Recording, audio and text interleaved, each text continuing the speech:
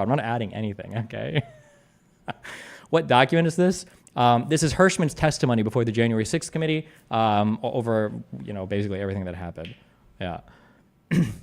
But it's clear that he didn't know Clark well. But I really looked at this and thought, this guy is like trying to live out his lifelong dream of becoming attorney general to just come up with this ridiculous idea about how to do it. And his proposal, it was so idiotic about what he was describing that if you understood how a criminal division worked and grand jury processes worked and search warrants, it was completely ridiculous. What was he proposing that he would do if he became acting attorney general? It was seizing machining, confiscating voting machines, and he didn't explain how he was going to do that. I said, you're not going to get a search warrant, right? Why don't you tell me how you're going to get a search warrant, Jeff? It'd be a nice education for me. I said, I've gotten a few in my professional career. Why don't you walk me through how the process works? And I was like, let me guess. You don't have any fucking idea, do you? And I said, so you'd obviously go to the grand jury route, right? You'd obviously have to issue a grand jury subpoena to get a hold of all the equipment, right? And I go, yeah, okay. And then you're going to take it and you're going to hold a press conference and make it all public, right? Yeah. And then you're going to make these articulations, right? And I said, well, did anyone ever explain to you Rule 68, right? And then it deteriorated down to, literally, congratulations. You'd have to be the first attorney general candidate in history that admits the first act as attorney general would be to commit a felony. And then McDonough laced into him. He couldn't even find a grand jury. He didn't even know where it was. And Steve Engel, he was on an island trying to pitch this idea. Do you know whether in advance of that meeting that the president had offered Jeffrey Clark the position of acting attorney general? I don't. I can tell you that it was clear to me Jeffrey Clark was making a run at the president to get a job by pitching something that under scrutiny would have never withstood anything, forgetting that people were saying they would quit. That was kind of almost neither here nor there, since his theory to me never had a chance of going anywhere.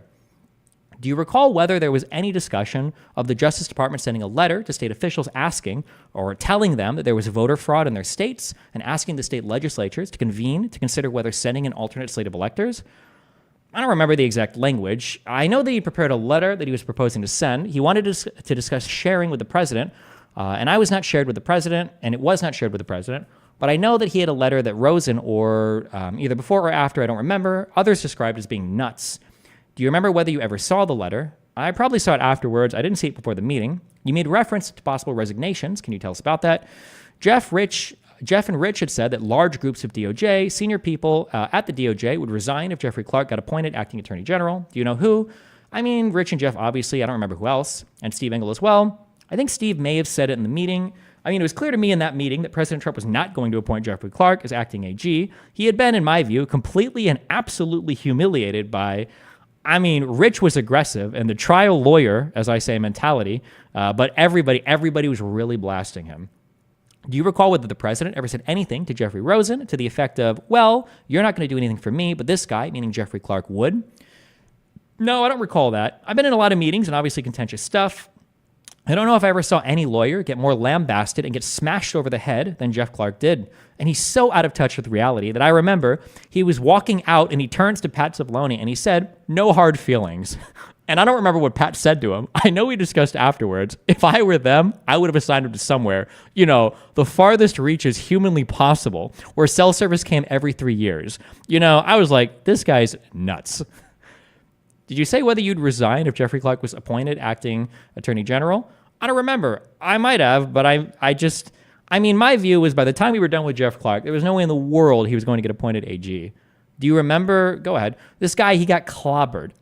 You're sitting there with the Office of Legal Counsel, White House Counsel, the acting attorney general, the deputy attorney general, myself, deputy White House counsel. And Jeffrey Clark was not, even in my view, remotely qualified for the position he was seeking, especially for the region he was seeking it. He just had no chance of the world.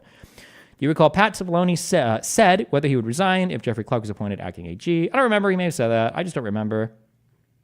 Do you remember whether Pat Philbin said he would resign?